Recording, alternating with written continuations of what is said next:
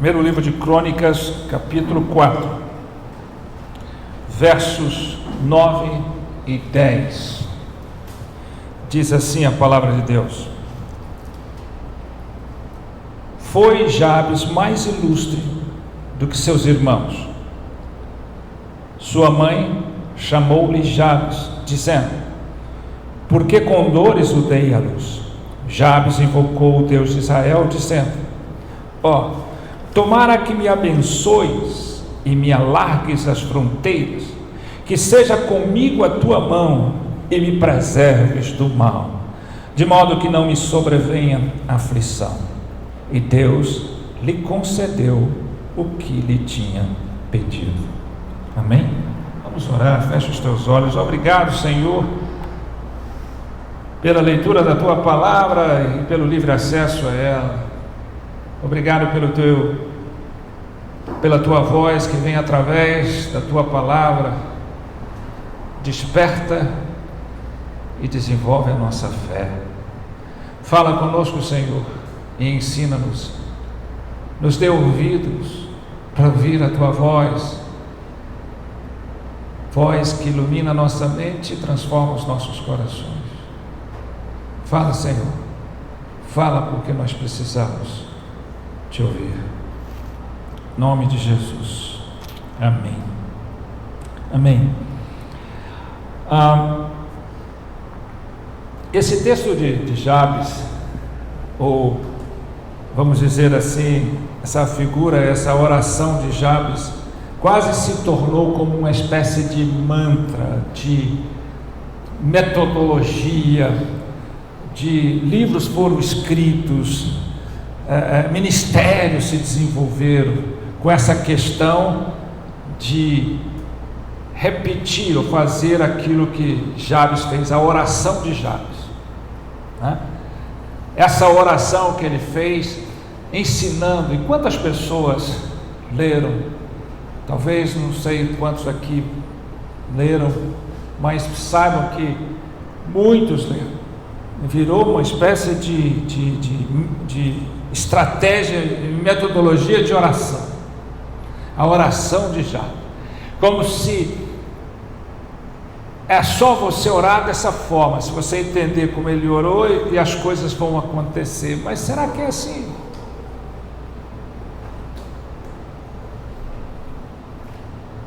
Será que isso aqui é um modelo de oração pelo qual você pode seguir que vai dar certo? Talvez esse seja o erro das pessoas. As pessoas olham e vê o resultado de alguém, ainda que nós somos muito mais parecidos do que nós imaginamos ou reconhecemos com os personagens bíblicos e suas experiências. É claro que a oração de Jabes é uma oração profunda, uma oração fantástica, não vou negar, mas a gente precisa entender primeiramente, não basta a forma que você ora. Deus não ouve as suas estratégias labiais, Deus ouve o seu coração, e Ele conhece o nosso coração. Então nós vamos entender primeiro, não é a forma, o modelo de oração de Jabes, precisamos entender quem é Jabes que fez a oração, porque Deus não atende o modelo de oração. Deus não está preocupado com a forma como nós falamos ou como nós nos dirigimos a Ele, se é mais profundo, menos profundo, mais simples ou não, mas como o nosso coração se prostra a Ele. De quem está vindo essa oração?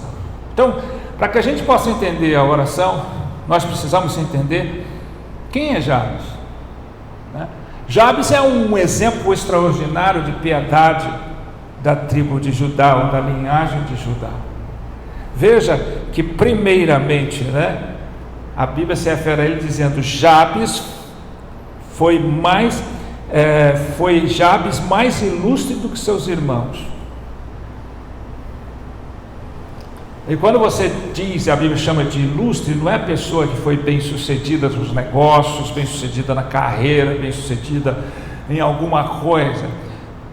Tem a ver com a pessoa, com o coração da pessoa, porque Deus não olha a gente pelo externo, Deus olha a gente por dentro, pelo que somos, não pelo que fazemos, nem pelo que temos. Então, quando se refere a Jabes como o mais ilustre, numa sucessão de linhagem que as pessoas sempre pisavam na bola com Deus, né? Jabes tinha como característica o quê? A piedade. Jabes foi um exemplo extraordinário de piedade. Por quê? Que é tão interessante detectar isso. Por que que a piedade é a virtude que identifica essa condição de ser chamado de pessoa mais ilustre? Porque piedade significa uma vida que honra a Deus, uma pessoa que vive uma vida que honra a Deus, desde o momento em que ela entra para a família de Deus até o momento em que ela vai se unir com Ele na eternidade. Isso é piedade. Piedade não tem nada a ver com as pessoas pensam, simples ou de maneira simplória, de que piedade é fazer coisas, ajudar os pobres, ou ajudar assim, ou fazer alguma coisa por outro. Piedade é uma vida vivida para honrar a Deus, para a glória de Deus. Jabes tinha essa característica, isso que o tornava ilustre diante de Deus. A pessoa ilustre diante de nós nem sempre é pela característica do seu coração, do seu interior, mas sim pela característica de suas conquistas e realizações. Mas a pessoa ilustre diante de Deus, ela é ilustre pelo seu interior, pela condição do seu coração. Então a piedade significa isso. Essa é a característica de Jabes. Por isso que a oração de Jabes tem o seu efeito, e tem sim, aí sim, você pode observar o efeito da oração dela, as características da oração dele, e aí você vai entender qual a diferença de uma pessoa qualquer, que ambiciona qualquer coisa diante de Deus, e de uma pessoa que vive para a glória de Deus, o significado de sua oração, de sua petição, de sua súplica. Veja que interessante, né? A gente pode dizer que o resumo, eu tenho falado isso, que o resumo de uma vida cristã, a vida cristã se resume em duas palavras: confiança e obediência. A piedade se resume também em confiança e obediência. Essas duas coisas, essas duas palavras caracterizam, resumem o que é uma vida cristã. O que é viver uma vida cristã? O que é uma vida piedosa? Porque aquele que confia e obedece, ele certamente vive para honrar e glorificar a Deus. Nós somos chamados para isso, querendo ou não, sabendo ou não, entendendo ou não. Olha a oração dele. Vamos destrinchar um pouco da oração de Jabes para que a gente entenda como é que é a nossa oração e como é que isso funciona. Não como um livro de autoajuda, mas como uma revelação do que pode ser a nossa vida com Deus. Primeiro ele diz: tomara que me abençoes. Quanto vale a bênção de Deus? O quanto nós queremos ser abençoados? O quanto isso é importante? A Bíblia fala de uma grande luta entre Jacó e o anjo de Deus, quando Jacó agarrou aquele anjo até sair manco. Por quê? Porque ele disse: eu só te largo quando me abençoares. O quanto nós de fato entendemos as bênçãos de Deus, entendemos o que é ser abençoado por Deus, não só como benefícios que Deus nos dá, mas em saber o que Deus pensa de nós. Quando Jacó lutou com aquele anjo, ele saiu coxo, o anjo tocou na coxa dele e ele saiu com a deficiência física para o resto da vida. Eu não posso dizer que sou abençoado se eu agarrar o anjo de Deus e sair manco, mas não é esse o patamar.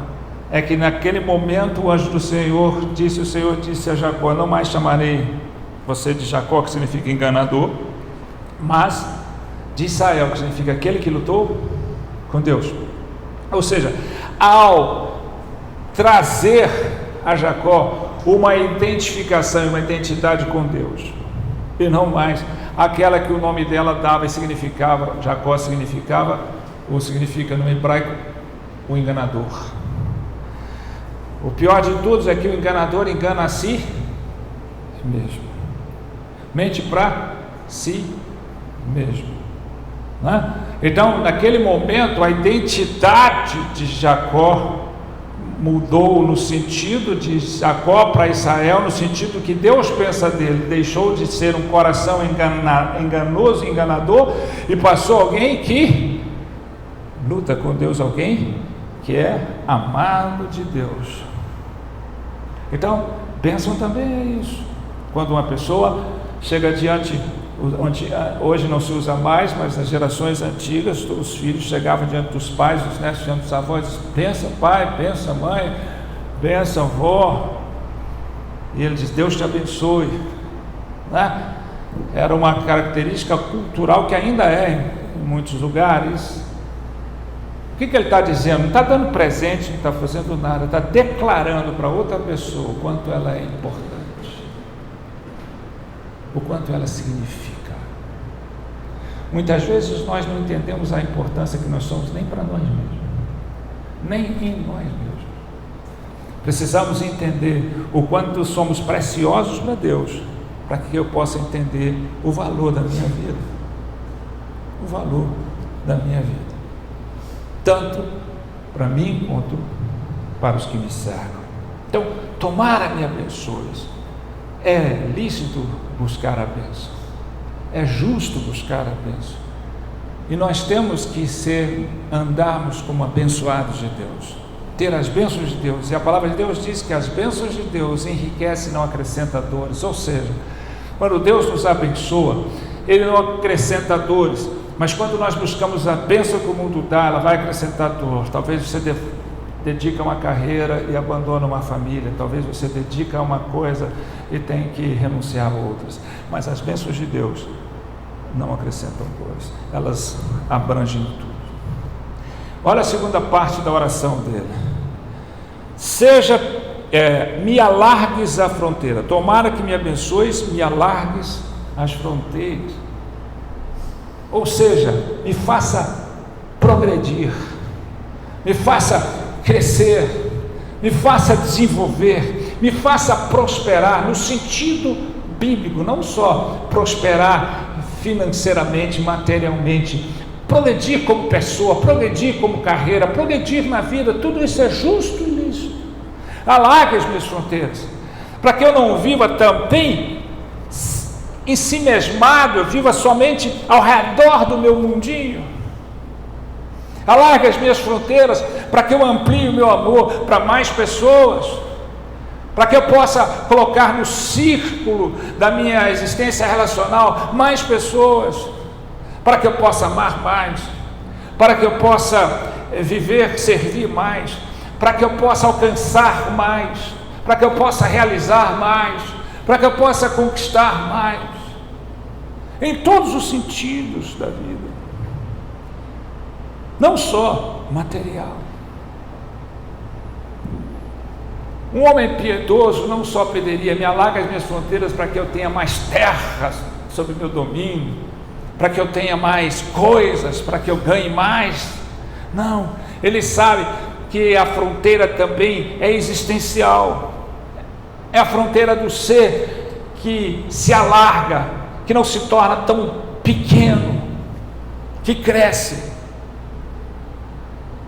E ele continua: seja comigo a tua mão. Para muitos, às vezes, seja comigo a tua mão para me proteger, para me dar vitória sobre os meus inimigos, para me guardar. Sim, mas é também para me dirigir, é também para me disciplinar. Seja a sua mão comigo para me levantar quando eu estou caído, Seja a tua mão comigo para me impedir de cometer os erros que eu cometo. Seja a tua mão comigo para me disciplinar, para me corrigir, para me dirigir. Também a mão que protege, disciplina. A mão que afaga, corrige. Ensina, conduz. Tem muito mais sentido do que o que as pessoas muitas vezes leem para ver se suas orações podem ser atendidas usando uma estratégia. Isso não é estratégia, isso parte de um coração piedoso, de um coração que visa honrar a Deus, porque até aquilo que Deus nos dá como conquista e realização nessa vida tem que ser para a glória dele e não para a nossa glória. E aí ele faz a quarta petição. Ele começa com: tomara que me abençoes, me alargue as fronteiras, seja comigo a tua mão e me preserves do mal.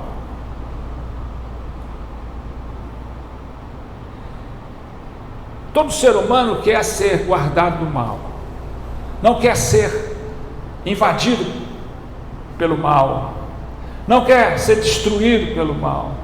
O mundo caoticamente destruído, falido, quebrado.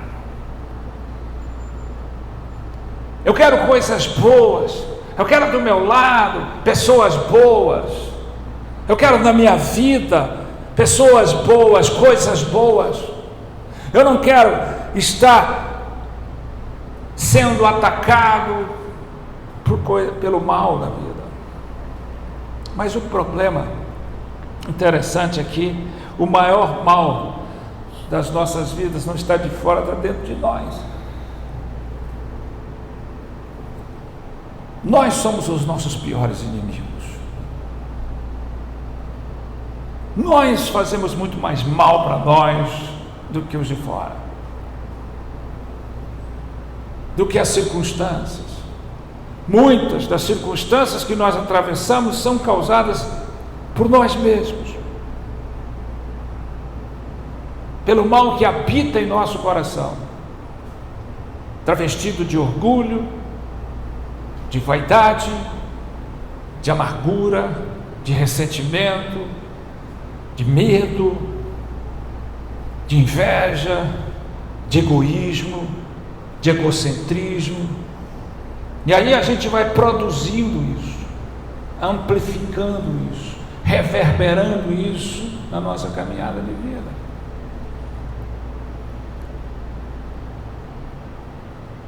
Então não é só o sentido de preservar do mal do mundo, do mal das pessoas, mas do mal que está dentro de nós, no nosso coração. Ou seja, que Deus nos afaste de tudo que nos afasta dele, que Deus abra os olhos dos nossos corações para ver os erros que nós temos cometidos contra nós mesmos, para que nós possamos ver que o nosso maior problema não é a nossa situação, mas a nossa condição.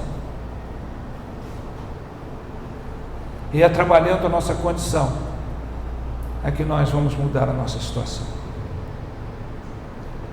E eu digo isso porque ele ao terminar e dizer me preserves do mal, ele diz: de modo que não me sobrevenha a aflição. Mas parece uma contradição, porque Jesus disse: no mundo tereis aflições, mas tem de bom ânimo, eu venci. No mundo tereis aflições. Jesus não está dizendo que você pode ou não passar por elas, ele está dizendo que você sempre vai tê-las em sua vida. Não há como nos furtar da realidade das aflições da vida. Sempre vamos estar enfrentando aflições e passando por aflições na vida. Não há como passar ileso dessa realidade. Não há como. Então não seria uma contradição, ou o que ele está falando? De modo que não me sobrevenha aflição. Essa aflição Talvez não tenha nada a ver com o mundo e o caminhar da vida. Tem a ver com a aflição de não ter, de se afastar de Deus e não ter a presença de Deus em sua vida. Não existe aflição maior do que a ausência de Deus. Né? Jesus passou por todas as dores que a gente possa imaginar: traição, humilhação, dor física, esmagamento de seu corpo, de sua alma. Os seus amigos o abandonaram, as pessoas que ele tanto amou o abandonaram, traíram, negaram. Ele foi massacrado, ele foi humilhado, cuspido, batido. Ele foi cravado, uma coroa de espinhos penetrando a sua cabeça.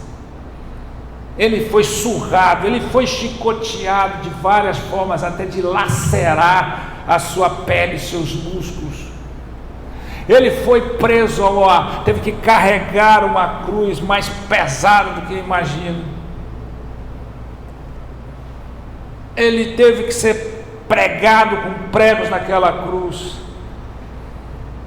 E a única hora que ele gemeu e pediu e suplicou: Pai, foi quando carregava sobre si os nossos pecados e o Pai não poderia estar com ele. Ele sentiu a ausência de Deus Pai. Ele disse: Deus meu, por que me desamparaste? A aflição dele para suplicar foi no momento em que ele sentiu que Deus não estava com ele, que o Pai não estava com ele. Por um momento sem Deus, foi o suficiente para ele gemer, sofrer e chorar. Então essa é a aflição maior da vida de um homem. Essa é a aflição maior de nossas vidas. Nós lutamos com coisas, lutamos com situações, com circunstâncias. Nós não sabemos nada a respeito do final da nossa história. Nossa história é apenas um capítulo da história maior de Deus. E o sucesso da nossa história não depende do sucesso dos nossos planos, mas do sucesso dos planos de Deus. Agora, por que eu falo a importância da eternidade, né? Porque aquele que crê em Cristo e tem a eternidade, ele dá sempre uma olhadela na eternidade. Se você lê um livro de romance ou um livro de suspense, você chega até a metade do livro, você não sabe o final da história. Você pode deduzir, você pode tentar imaginar, mas você nunca vai saber o final da história até que você leia até o último capítulo, até a última folha. Nas nossas vidas, para aquele que está em Cristo, o importante é que nós sabemos o final da história. Todos nós que temos Cristo sabemos o final da nossa história. Nós não sabemos o meio, mas nós sabemos o final. Deus não nos diz o que vai acontecer no meio da nossa história, mas Ele já nos deu a certeza do final. Então, por isso que é importante a palavra de salvação, porque ela me permite dar uma olhadela na eternidade e pensar: por mais que eu esteja passando por qualquer tipo de aflição, eu sei o final da minha história. Eu sei onde a minha história acaba. E a minha história não acaba, né? Porque ela continua eternamente. Mas eu sei onde ela vai chegar. Eu sei o destino que eu vou chegar. Eu só não sei como vai ser essa jornada. Então, qual é melhor? Você conhecer um pedaço da jornada sem saber o final, ou conhecer o final e não precisar ficar dependente do meio da jornada? Veja que a petição de Jabes foi tão interessante que terminou dizendo: e Deus lhe concedeu o que ele tinha pedido. Isso todo mundo quer, pois Deus concedendo tudo o que ele pede. Mas a palavra diz em Salmos o quê? Agrada-te do Senhor e Ele concederá os desejos do teu coração. O que agradou a Deus não foi a oração de Jabes, o que agradou a Deus foi o coração dele. Deus ouve o nosso coração. E é engraçado porque nós precisamos atentar a isso. Porque senão nós usamos a Bíblia como um livro de autoajuda. Muita gente faz da Bíblia um livro de estratégias, de metodologia, esquece da dependência de Deus. Não tem nada a ver, nós precisamos entender. A oração dele foi profunda, mas ela não parte sob a perspectiva superficial que nós muitas vezes analisamos. Eu posso orar assim, você pode orar assim, mas veja se o seu coração está cheio de piedade. O apóstolo Paulo diz assim: o exercício físico é bom, mas melhor ainda é exercitar-se na piedade, numa vida vivida para a honra e glória de Deus. A confiar e obedecer, esse é o resumo. Essa oração tinha muito explícitas ou implicitamente aqui a confiança e a obediência, porque Deus ouve o coração confiante que confia nele e que está disposto a obedecer. Agora, onde está o limite da nossa responsabilidade nisso? Qual o limite da nossa responsabilidade? O mundo costuma dizer assim: faça a sua parte que Deus faz a dele. A parte de Deus não está atrelada à nossa. Mas nós não podemos deixar de perceber qual é a nossa responsabilidade. Na salvação, nenhuma. A obra de salvação é única e exclusivamente dele. Mas na caminhada de vida, na caminhada de fé, Então você pega, por exemplo, nós estamos falando de obedecer e de confiar. Existem 3 formas de você entender as pessoas, por que elas enfrentam as suas situações, as suas preocupações, e de maneira errônea. Primeiro, nós temos o irresponsável. O irresponsável é aquele que senta e deixa tudo para Deus. Ele fica sentado, salvo e satisfeito, é o 3S. Ele acha que a responsabilidade é tudo para Deus e fica aguardando, na expectativa, na inércia, na letargia da vida, esperando que tudo aconteça. Deus vai mudar num passo de mágica. E muitas vezes ele ouve esse discurso e crê nisso.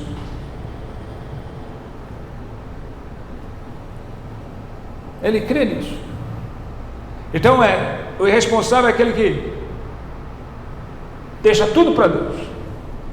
Agora você tem aquele responsável excessivo, que é aquele que além de suas responsabilidades ainda toma as de Deus.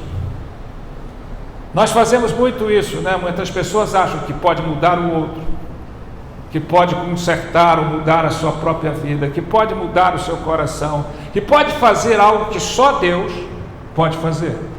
Ele, além de assumir a sua responsabilidade, ele quer assumir a de Deus.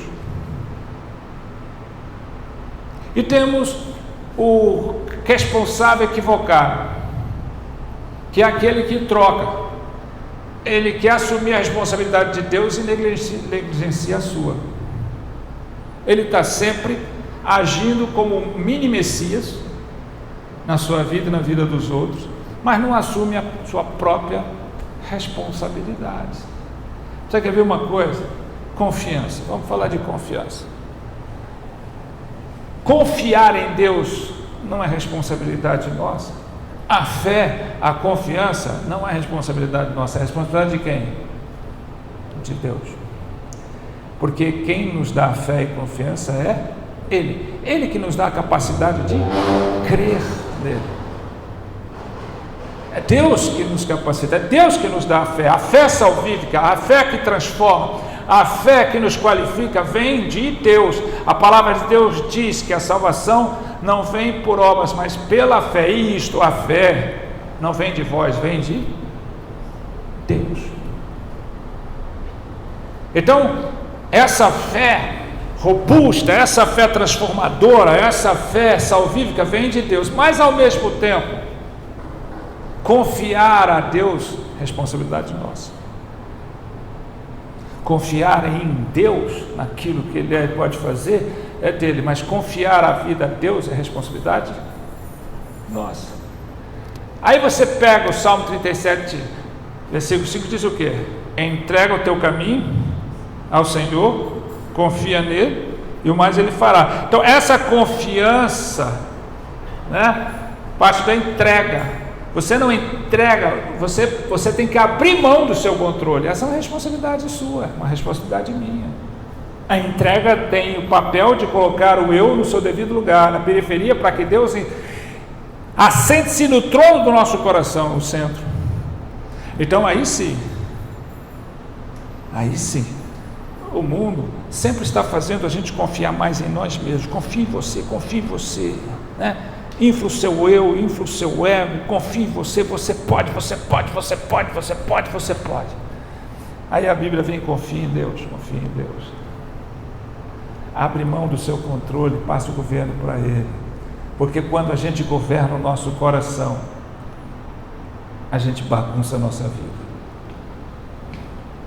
Então veja que é uma responsabilidade minha confiar a Deus o meu caminho, confiar a Deus a minha vida, confiar a Deus o meu coração, entregar. E a responsabilidade de Deus é me dar uma fé que vai além das montanhas. Por isso que o salmista diz: entrega, confia e espera o que Deus vai fazer. Da mesma forma, obedecer, né? Jesus disse: aquele que obedece aos mandamentos, esse é o que me ama. Ou seja, então Jesus está colocando que o amor a Ele está atrelado à obediência. Mas obedecer a palavra de Deus não é algo que nem eu nem você somos capazes de fazer por nós mesmos. Obedecer os princípios de Deus é algo que nem eu nem você somos capazes de fazer por nós mesmos. Então, essa obediência também Deus nos dá. Quem nos capacita a obedecer é Deus. Essa é a responsabilidade de Deus. Eu não vou obedecer por mentalizar, isso é positividade. Eu vou obedecer, eu não vou pecar, eu não vou errar. Quando eu falo eu não vou pecar, eu já pequei. A obediência é algo que Deus tem que nos capacitar. Nós não vamos conseguir por nós mesmos, mas a nossa responsabilidade está em nos dispor em obedecer, em nos colocar na condição de obedecer a Deus, em dizer-nos: eis-me aqui, Senhor,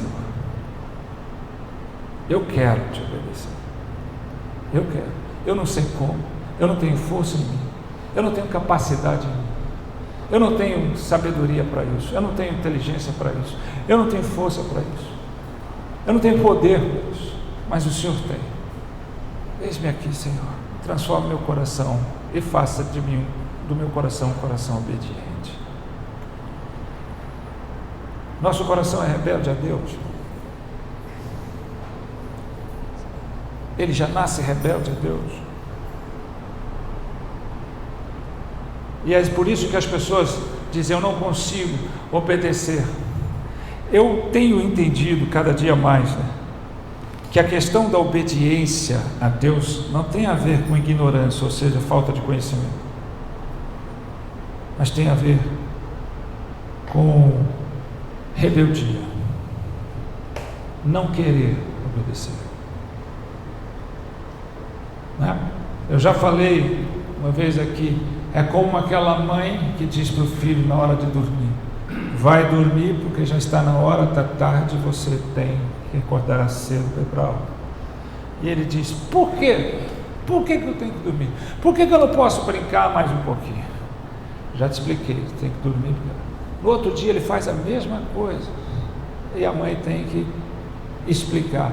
Mais uma vez eu vou argumentar com você. Você tem que dormir cedo, porque senão você não acorda amanhã. Aí no terceiro dia ele faz. Esse menino, por alguma vez, foi ignorante do que ele devia fazer? Não. Ele não quer obedecer. Ele se rebela a obedecer. Então o que aquela mãe faz? Corrige. Não vale mais o argumento já não adianta, porque eu vou ficar falando, aquele coração está disposto a fazer o que ele acha, quando ele acha, da forma que ele acha. E a menos que haja uma disciplina, uma correção, por isso que a mão de Deus também disciplina.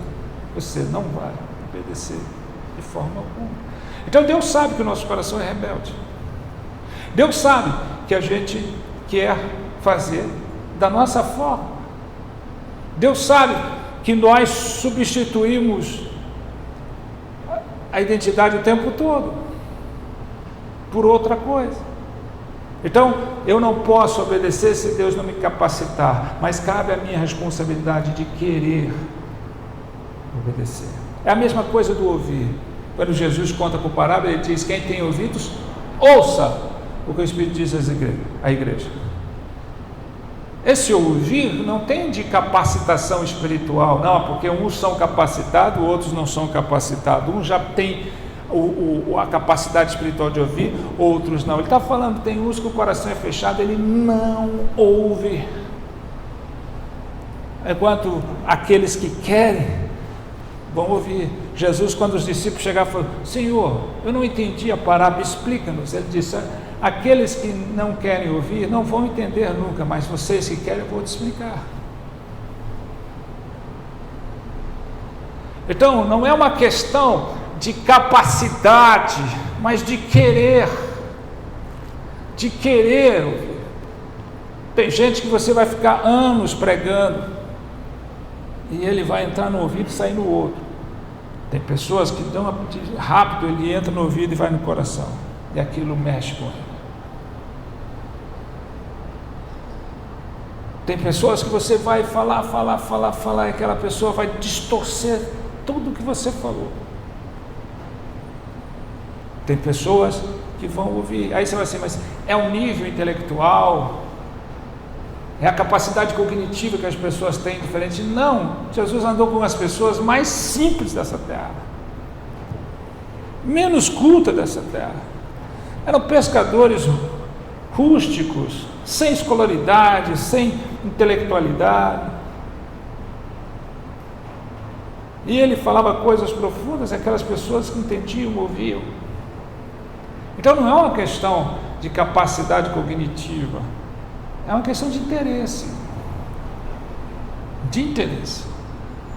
Então, a sua responsabilidade é: eu quero, Senhor.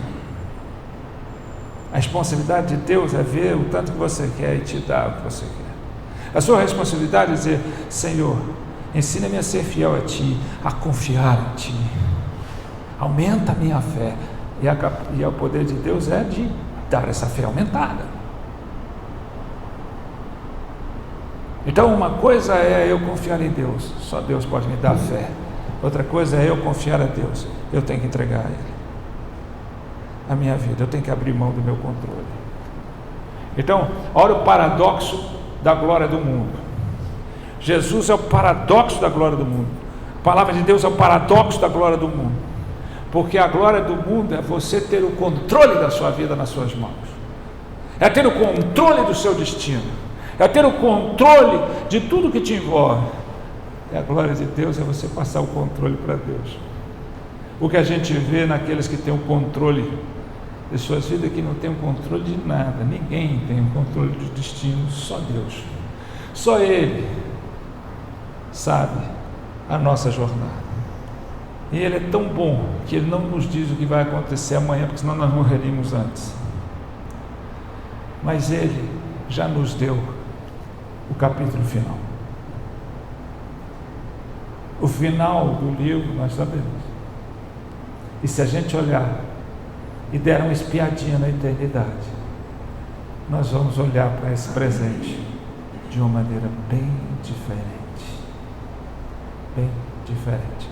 Então, essa é a oração. Você pode fazer a oração de Jabes? Sim. Você pode seguir esse modelo de oração? Sim. Mas antes, veja se você tem a virtude de Jabes no seu coração, a piedade. Porque, caso contrário, Deus não tem compromisso com a nossa glória. Deus tem compromisso com a glória dele. Deus, prioritariamente, não tem compromisso com a sua situação, mas com a sua condição. Porque a nossa situação é muito reflexo da nossa condição. Da condição do nosso coração. Então, uma vida piedosa pode dizer, você pode chegar e dizer: me abençoe, Senhor, alarga as minhas fronteiras, eu quero mais. Eu não quero viver uma vida medíocre interiormente, nem fora. Eu quero ser um instrumento para a glória do Senhor. Eu quero pensar mais alto, eu quero crescer. Tudo isso é benéfico. Ah, Senhor, seja a sua mão comigo, me proteja, não só dos inimigos de fora, das circunstâncias, me proteja de mim mesmo, proteja o meu coração enganoso, né? Me faz derrubar todo o sofisma da minha vida, né? Sofisma é uma alegação plausível, que diz que o fato que você acha que algo é verdadeiro, quando na verdade é falso. A cegueira espiritual faz você acreditar na mentira. Então, esse sofismo tem muito de nós, tem sido derrubado, né? Nós muitas vezes pensamos que algo é verdadeiro em nossa vida quando é falso sobre nós mesmos. Então nós precisamos derrubar isso. Então, Deus, seja sua mão comigo, derruba o sofismo da minha vida, desfaz todo o engano, toda a mentira sobre mim mesmo, que eu digo para mim mesmo que eu vivo. Me instrui, me proteja, me leve, me conduza, assuma o controle. É o Senhor que me guia, é o Senhor que toma pela minha mão direita e diz: não temas, porque eu sou contigo. E também me preserves do mal, né? Me preserve, Senhor, não deixe que eu seja seduzido pela maldade que há em mim, pela maldade que há no mundo. Faça com que os meus olhos vejam e a minha vida seja vivida verticalmente. Desfaz os ídolos e os tesouros falsos que eu construo na minha vida, para que os tesouros verdadeiros que o Senhor tem para mim seja sobre minha vida. Essa é uma oração que Deus escuta. Essa é uma oração que Deus nos escuta. Você sendo servo de Deus, filho de Deus, olha a galeria dos heróis da fé de Hebreus 11, todos aqueles heróis viveram aflições, perseguições, mortes, doenças, mas viveram como se o mundo não fosse digno deles. Foram abençoados, foram exaltados por Deus. A sua história não termina aqui, e ela é apenas um pequeno capítulo de uma história muito maior. Amém? Vamos ficar de pé, vamos orar ao Senhor.